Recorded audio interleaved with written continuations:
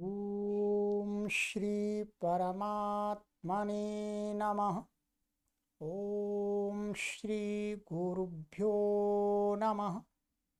ओम श्री ऋषिभ्यो नमः।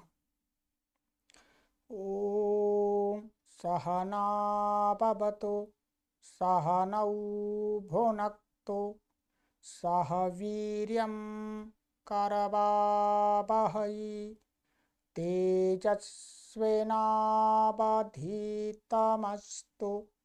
मा विद्विषावहै। ओम शांति शांति शांति। सर्वेभ्यो नमः। सभी को सादर नमस्ते। सनातन वैदिक धर्म यूट्यूब चैनल में आप सभी सनातन धर्म प्रेमियों का हार्दिक अभिनंदन करते हैं।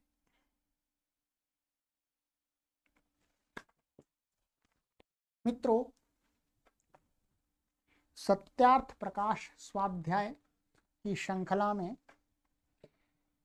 तृतीय समुल्लास का अध्ययन कर रहे हैं। ठीक है, तो तृतीय समुल्लास का हमने कुछ अध्ययन आपको करा दिया है। ठीक है, इस पर विचार कर रहे हैं निष्पक्ष भाव से। ठीक है, जो भी स्वामी जी महाराज ने इसमें लिखा है अथवा उनके निर्देशन में जो भी लिखा गया है उसका यहाँ पर स्वाध्याय करके उसको देख रहे हैं और देश काल परिस्थिति के अनुसार जितना हो सकता है उतना जीवन में अपनाने का प्रयास अवश्य करेंगे। ठीक है, हम सभी। तो गत कक्षा में मैंने आपको यहाँ तक पढ़ा दिया था कि महाराज जी ने ये आयुर्वेद के जो सुश्रुत आदि ग्रंथ हैं उनके अनुसार उनको प्रमाण रूप में रख करके ये कहा था कि भाई उत्तम विवाह तो 40 वर्ष का ही होना चाहिए। ठीक है और 40 वर्ष पर करते भी हैं लोग कई। ठीक है, परंतु वर्तमान के परिवेश में 40 वर्ष का जो विवाह होता है उसको समाज में उतना अच्छा नहीं माना जाता। ठीक है, 40 वर्ष में विवाह हो सकता है, विवाह तो व्यक्ति 50 वर्ष में भी करते हैं, 60 वर्ष में भी करते हैं, परंतु बहुत संख्या कम है। और महाराज जी ने तो यही कहा है भाई 40 वर्ष में, और उसका रीजन भी दिया था कि जो शरीर है आयुर्वेद के अनुसार, मैं अपनी तरफ से यूँ ही नहीं कह दिया, आयुर्वेद का जो ग्रंथ है, सुश्रुत है या चरक है, वो ये कहता है कि इस शरीर में धातुओं की खपत, जो हमारी धातु है उसकी खपत हड्डी आदि को मजबूत करने के लिए, शरीर को बलिष्ठ बनाने के लिए 40 वर्ष तक तो हो सकती है। फिर 40 वर्ष के बाद फिर खपत नहीं हो सकती है। फिर तो स्वप्न के द्वारा, स्वप्न दोष के द्वारा अथवा सहवास के द्वारा फिर जो भी धातु बनती है उसका बाहर निकलना होता रहता है, और जितना चाहिए होता है उतना प्रयोग होता रहता है। चलिएगा, फिर मैंने आपको यह भी बता दिया था कि हमको देश काल परिस्थिति के अनुसार सामंजस्य बिठाना है। ठीक है, तो मैंने तो यही आपको निवेदन किया था कि 25 वर्ष से 30 वर्ष के बीच में विवाह करना उत्तम है। ठीक है, 25 से 30 वर्ष। और अब एक बहुत विशेष बात आ रही है। ठीक है, ये मेरा मत नहीं है, ध्यान रखेंगे, मैं तो यहाँ पढ़ के बता रहा हूँ आपको, तो महाराज जी ने लिखा है। ठीक है, और हम किसी विरोध की दृष्टि से नहीं पढ़ रहे हैं। ठीक है, ये लिखा है महाराज जी ने, तो महाराज जी ने कहीं प्राचीन ग्रंथों में या प्राचीन परंपराओं को देखा होगा, पढ़ा होगा, जाना होगा, तब उन्होंने भी लिखा है। ठीक है, चलिए विचार करते हैं, कोई बात नहीं। ठीक है,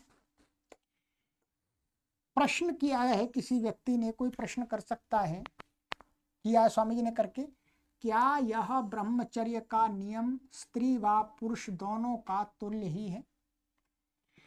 कहा कि जो ब्रह्मचर्य का पालन करने का नियम है पुरुष के विषय में बताया था ऊपर, ठीक है, 25 वर्ष तक करना चाहिए, फिर उसमें 40 वर्ष 48 वर्ष जो भी बताया था। तो क्या स्त्री की जो आयु है वह समान समझी जाए? है मतलब 25 वर्ष तक पुरुष यदि ब्रह्मचर्य का पालन करता है, विवाह नहीं करता है, तो स्त्री को भी 25 वर्ष तक विवाह नहीं करना चाहिए। तो इसमें स्वाभाविक है 25 वर्ष तक। उत्तर देते हैं, आइएगा, नहीं महाराज जी तो ये कह रहे हैं नहीं, दोनों का तुल्य नहीं है, इसमें आयु भेद है। क्या आयु भेद है? जो 25 वर्ष पर्यंत पुरुष ब्रह्मचर्य करे तो 16 वर्ष पर्यंत कन्या। देखिए अभी पढ़ लेते हैं एक बार, ठीक है, कि यदि 25 वर्ष का पुरुष है और फिर उसको यदि वो 25 वर्ष का ब्रह्मचर्य कर लिया, फिर विवाह की सोचता है, तो उसको जो जीवन साथी चयन करना है वो 16 वर्ष का करना चाहिए, स्त्री, ठीक है। जो पुरुष 30 वर्ष पर्यंत ब्रह्मचारी रहे तो स्त्री 17 वर्ष, जो पुरुष 36 वर्ष तक रहे तो स्त्री 18 वर्ष, और जो पुरुष 40 वर्ष पर्यंत ब्रह्मचर्य करे तो 20 वर्ष, और जो पुरुष 44 वर्ष पर्यंत ब्रह्मचर्य करे तो स्त्री 22 वर्ष, जो पुरुष 48 वर्ष ब्रह्मचर्य करे तो स्त्री 24 वर्ष पर्यंत ब्रह्मचर्य सेवन रखे। अर्थात 48वें वर्ष से आगे पुरुष और 24वें वर्ष से आगे स्त्री को ब्रह्मचर्य न रखना चाहिए, अर्थात विवाह कर ही लेना चाहिए, ठीक है। और कहते हैं परंतु यह नियम विवाह करने वाले पुरुष और स्त्रियों का है, अर्थात जो मैरिड लाइफ में जाना चाहते हैं उनके लिए बताया है। जो विवाह करना ही न चाहे वे मरण पर्यंत ब्रह्मचारी रह सकते हों तो भले ही रहें, परंतु यह काम पूर्ण विद्या वाले जितेंद्रिय और निर्दोष योगी स्त्री और पुरुष का है। यह बड़ा कठिन काम है कि जो काम के वेग को थाम के इंद्रियों को अपने वश में रखना, ठीक है। अब इस पर थोड़ा विचार कर लेते हैं, ठीक है, निष्पक्ष भाव से। ना तो मैं स्वामी जी की बात पर ही अड़ूंगा और ना समाज की बात पर ही अड़ूंगा, ठीक है। यहां पर ये दिया है, और ये जो दिया है ये शायद किसी प्राचीन परंपरा को देख करके, प्राचीन काल में इसी प्रकार के विवाह हुआ करते थे, ये ध्यान रखेंगे। हम उनको अच्छा नहीं कह रहे, ध्यान रखेंगे। आप राजा लोगों को देखेंगे तो राजा लोग बड़ी बड़ी आयु के होकर के माने कम उम्र की स्त्रियों से विवाह करते थे, और हमने सभी लोगों का तो नहीं देखा, कुछ लोगों का दक्षिण भारत में आज भी देखा है कि उसमें दक्षिण भारत के लोग, मैं सभी के लिए नहीं कह रहा जी, ठीक है, जो मैंने देखा है, जितना देखा है, क्योंकि मैंने भी सभी दक्षिण भारत के लोगों को तो नहीं देख लिया, ठीक है, कुछ को ही देखा है, कुछ में से कुछ की बात मैं बता रहा हूं, सबकी बात भी नहीं बता सका, कि पुरुष की आयु हमें अधिक दिखाई दी और स्त्री की आयु कम दिखाई दी, जो विवाहित लोग थे। तो ये जो लिखा है प्राचीन समय में, यदि महाभारत आदि का ग्रंथों का अध्ययन किया जाए तो सबके साथ तो नहीं, पर कुछ ऐसे पात्र हमें मिलते हैं कि वहां पर इस आयु भेद से विवाह दिखता है, ठीक है। महाराज जी का तो कहना यह है कि 25 वर्ष का तो पुरुष और 16 वर्ष की लड़की, परंतु हमको ये देखना होगा कि इतने कह देने मात्र से बात नहीं बनेगी। ये चरक ने जो ये कहा है, या जो भी आयुर्वेद के ग्रंथों में यदि कहीं कहा गया है, तो शारीरिक दृष्टि के एक पक्ष को लेकर के कह दिया। क्या? शारीरिक पक्ष, ठीक है।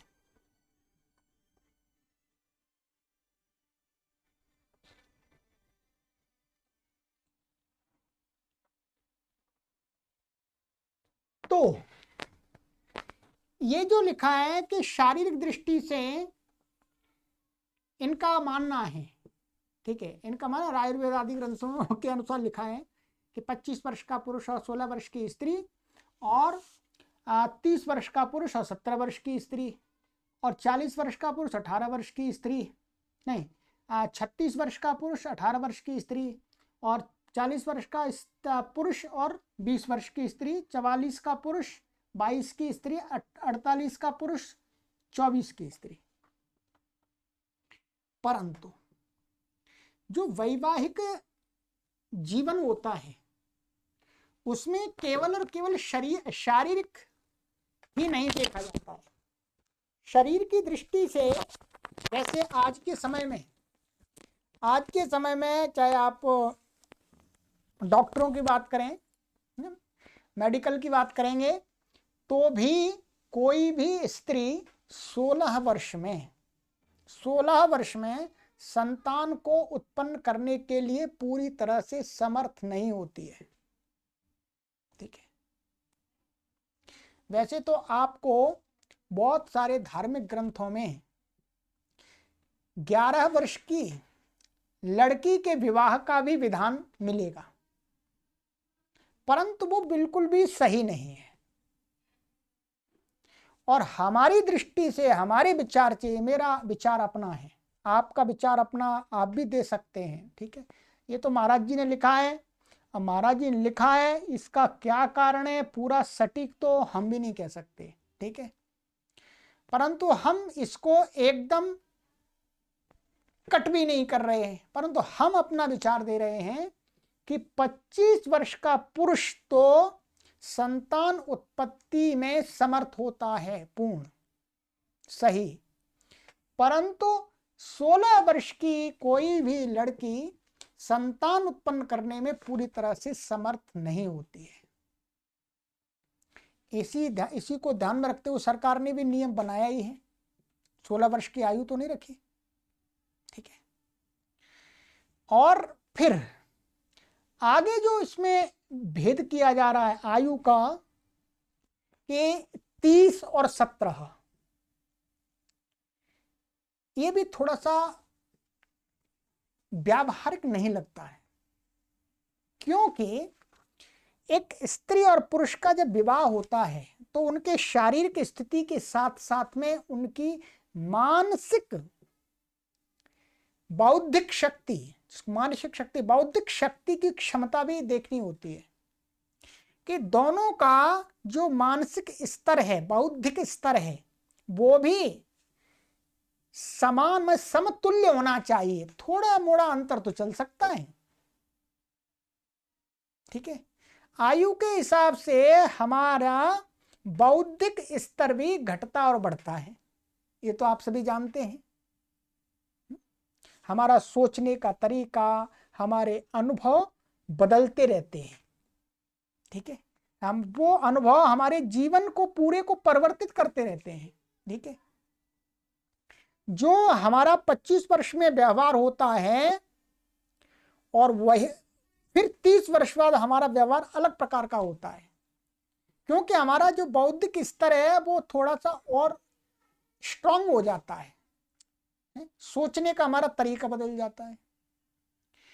तो विवाह में माने जब दो साथी को आपस में मिलन होता है, उनको जोड़ा जाता है, तो दोनों का सोचने का स्तर भी तो, बौद्धिक स्तर भी तो समान होना चाहिए।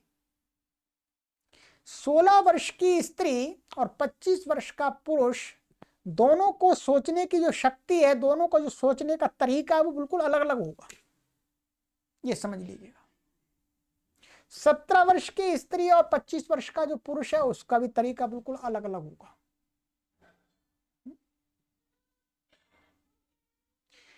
इसी प्रकार से आगे चल रहा है 36, 38, 18 और 40, 20, 42 और क्या है 44, 22, 48 और 24।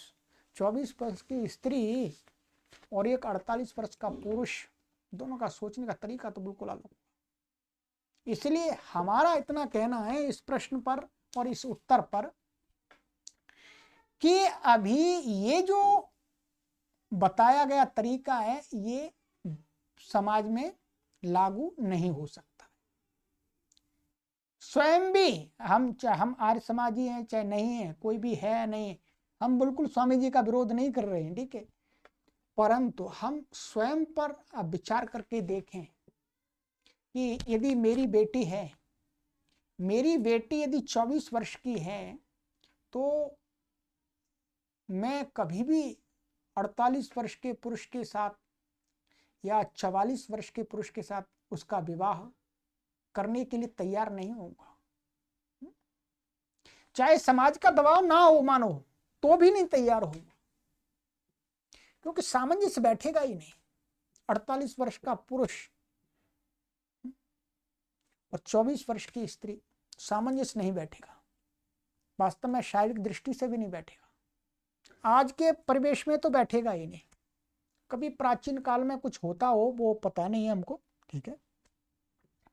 तो आज के समय में तो हमारा यही निवेदन है कि जो स्त्री के विवाह की आयु 20, 21, 22, 23, 24, 25, 26, 27, 28 तक हम ले सकते हैं, स्त्री की भी और पुरुष की भी 30, 31, 32 तक। और पुरुष और स्त्री के आयु में, विवाह के समय आयु में कम से कम 2 या 3 वर्ष का हम ऊंच नीच कर लें, डिफरेंस कर लें, बस काफी है। स्त्री पुरुष से 2-3 वर्ष, 2 वर्ष, 1 वर्ष, 3 वर्ष छोटी हो, बहुत ज्यादा अधिक छोटी बात बनेगी नहीं, घर गृहस्थी ठीक से चलेगी नहीं। हो सकता है ये नियम कभी पहले चलता हो, क्योंकि पुरुष प्रधान देश रहा है तो पुरुष अपनी मर्जी से भाई ठीक है हम नियम बना देते हैं तो होता होगा, परंतु पूरी तरह से समाज में लागू तो नहीं हुआ होगा, ठीक है। और आज के परिवेश में तो ये कभी भी नहीं हो सकता है, इसलिए आप भी विचार कीजिएगा। ये लिखा है उसका लिखा रहे, कोई दिक्कत नहीं है, विचारणीय है, विद्वान लोग विचार दे सकते हैं, परंतु कोई भी विचार दें या कमेंट करें तो कमेंट करने से पहले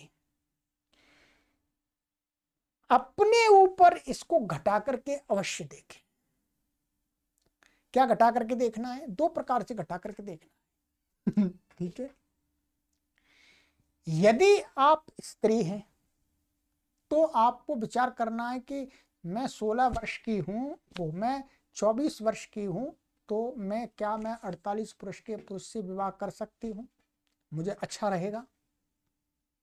आपको लगता है तो अच्छा है, फिर आप अपने हिसाब से विचार दीजिएगा। आपको लगता है अच्छा नहीं है तो फिर उस प्रकार से सोचिएगा, देश काल परिस्थिति को ध्यान में रख करके। इसी प्रकार से पुरुष, क्योंकि पुरुष तो चाहेगा कि मुझे कम आयु की पत्नी मिल जाए, परंतु पुरुष को पत्नी को ध्यान में रख करके विचार नहीं करना। पुरुष को ध्यान में रख करके विचार करना है कि मेरी बेटी 24 वर्ष की है मानिए, तो मैं अपनी बेटी का विवाह 48 वर्ष के पुरुष के साथ में करने के लिए एकदम मन से तैयार हूं, अंदर से तैयार हूं।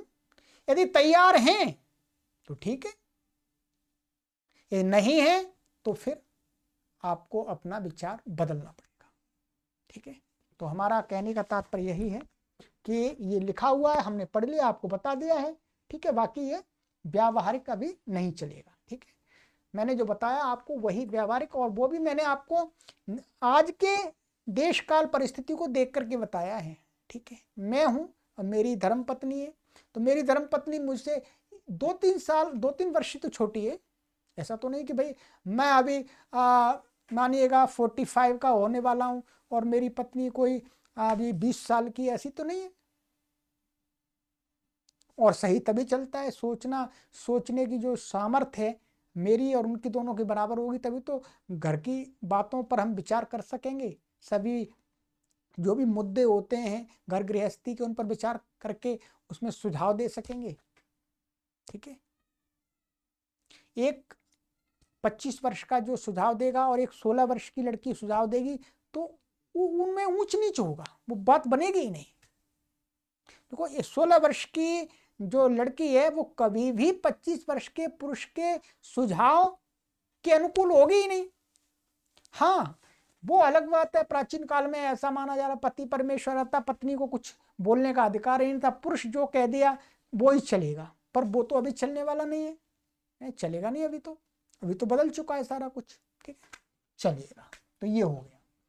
और आगे ये बात तो ठीक है, ये बात महाराज जी ने बिल्कुल ठीक कही है, व्यावहारिक है, कि यदि कोई व्यक्ति विवाह नहीं करना चाहता है तो ऐसा नहीं जबरदस्ती विवाह करना ही है, तो विवाह ना करे, मरण पर्यंत ब्रह्मचारी रह सकते हैं, चाहे वो स्त्री हो चाहे पुरुष हो, दोनों रह सकते हैं। परंतु ये भी उन्होंने एक कटु सत्य कहा है कि परंतु ये वाला जो काम है, पूर्ण विद्या वाले जितेंद्रिय और निर्दोष योगी और स्त्री पुरुष का ही है। अर्थात जो साधना करने वाले स्त्री और पुरुष हैं वही ये काम कर सकते हैं, मरण पर्यंत ब्रह्मचर्य रह सकते हैं। और बहुत कठिन काम है, कहते हैं यह बहुत बड़ा कठिन काम है कि काम के वेग को थाम के इंद्रियों को अपने वश में रखना है। इसलिए तो आपने देखा होगा बहुत सारे लोग आपको भ्रष्ट होते हुए दिखाई देते हैं, व्यभिचार में लिप्त पाए जाते हैं, अपने आप को कहते हैं भाई हम तो विवाह नहीं किया, हम तो ऐसे हैं, परंतु वो लिप्त पाए जाते हैं। जो काम है, ठीक है, वो बहुत वेगवान है, वो अच्छे ज्ञानी को अंधा कर देता है उस समय जब वो काम का वेग चढ़ता है। ठीक है, तो इसलिए यदि आपके अंदर इतना सामर्थ्य है कि आप अपने काम के वेग को रोक सकते हैं साधना के माध्यम से, और काम के वेग को रोकने का एक ही उपाय बताया गया है और वही उपाय हो सकता है और कोई उपाय नहीं हो सकता, कि आप अधिक से अधिक परमात्मा का चिंतन करें, परमात्मा का चिंतन करें और अपने आप को एक क्षण के लिए भी खाली ना छोड़ें, रिक्त ना छोड़ें, व्यस्त रहें, तो कुछ संभव है। ठीक है, चलिएगा, तो ये बता दिया जी, इस पर मैंने कुछ जो कहना था वो कह दिया है। ठीक है, मेरी बात का बुरा नहीं मानना है। ठीक है, अब आगे बता रहे हैं कुछ। ऋतं च स्वाध्याय प्रवचने च, सत्यं च स्वाध्याय प्रवचने च, तपश्च स्वाध्याय प्रवचने च, दमश्च स्वाध्याय प्रवचने च, शमश्च स्वाध्याय प्रवचने च, अग्नयश्च स्वाध्याय प्रवचने च, अग्निहोत्रं च स्वाध्याय प्रवचने च, अतिथयश्च स्वाध्याय प्रवचने च, मानुषं च स्वाध्याय प्रवचने च, प्रजा च स्वाध्याय प्रवचने च, प्रजनश्च स्वाध्याय प्रवचने च, प्रजातिश्च स्वाध्याय प्रवचने च। ये तैत्तिरीय उपनिषद का वचन है। ठीक है, ये एक आचार्य अपने पढ़ने पढ़ाने वाला जो इनको पढ़ाता है उनको बताता है, तो ये पढ़ने पढ़ाने वालों के लिए आचरण वाली बातें वहां बताई गई हैं। ये पढ़ने पढ़ाने वालों के नियम हैं, यथार्थ आचरण से पढ़ें और पढ़ावें। ठीक है, माने यथार्थ माने जैसा गुरु आचरण करता है उसी आचरण से पढ़ाए, विद्यार्थी भी गुरु का जो आचरण देख करके ही उसके अनुसार आचरण करें। सत्याचार से सत्य विद्याओं को पढ़ें पढ़ावें, तपस्वी अर्थात धर्मानुष्ठान करते हुए वेदादि शास्त्रों को पढ़ें और पढ़ावें, बाह्य इंद्रियों को बुरे आचरण से रोक के पढ़ें और पढ़ाती जाएं, अर्थात मन की वृत्ति को सब प्रकार के दोषों से हटा के पढ़ते पढ़ाते जाएं। आहवनीय आदि अग्नि और विद्युत आदि को जान के पढ़ते पढ़ाते जाएं और अग्निहोत्र करते हुए पठन और पाठन करे करावें। अतिथियों की सेवा करते हुए पढ़े और पढ़ावें। मनुष्य संबंधी व्यवहारों को यथायोग्य करते हुए पढ़ते पढ़ाते रहें। अर्थात संतान और राज्य का पालन करते हुए पढ़ते पढ़ाते जाएं। वीर की रक्षा और वृद्धि करते हुए पढ़ते पढ़ाते जाएं। अर्थात अपने संतान और शिष्य का पालन करते हुए पढ़ते पढ़ाते जाएं। एवं उपनिषद में बहुत अच्छा ऋषि ने कहा कि चाहे कहने का उनका अंत में ये तात्पर्य है कि प्रत्येक मनुष्य को विद्या का अध्ययन स्वाध्याय करते रहना चाहिए और स्वाध्याय करके उसको दूसरों को बताते रहना चाहिए। किसी भी परिस्थिति में हो, चाहे कोई भी परिस्थिति हो, चाहे वो विद्यार्थी है, चाहे वो कुछ भी कार्य कर रहा है, स्वाध्याय अवश्य करना चाहिए। स्वाध्याय से हमारी बुद्धि के द्वार खुलते हैं, हमारी बुद्धि को सही मार्ग मिलता है। ध्यान रखेंगे, स्वाध्याय करने से हम कट्टरवादी नहीं बनते हैं। जो स्वाध्याय नहीं करते, चिंतन नहीं करते, मनन नहीं करते, वो कट्टरवादी बन जाते हैं। और कट्टरवादी लोग इस समाज के, इस संसार के प्राणियों के सबसे बड़े शत्रु होते हैं। ध्यान रखिएगा, कट्टरवादी अच्छा नहीं माना गया है। कट्टरवादी होने का मतलब है समाज को भ्रमित करना, अर्थात समाज को गलत दिशा में ले जाना। इसलिए हमारे ऋषि और मुनि कोई भी कट्टर नहीं थे। वो विचार करते थे, स्वाध्याय करते थे, चिंतन करते थे, तर्क करते थे, वितर्क करते थे। ठीक है, तो जो सही होता था उसको एक्सेप्ट करते चले जाते थे।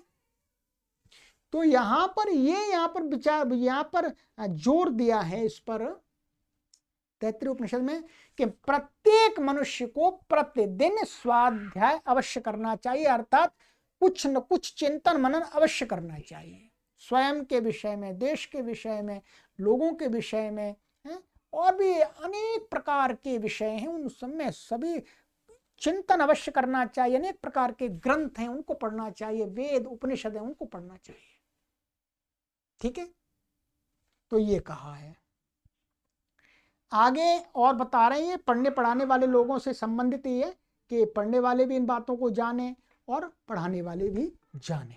ठीक है, तो आगे की कक्षा में देखेंगे। ठीक है, मनुस्मृति का श्लोक ले रहे हैं।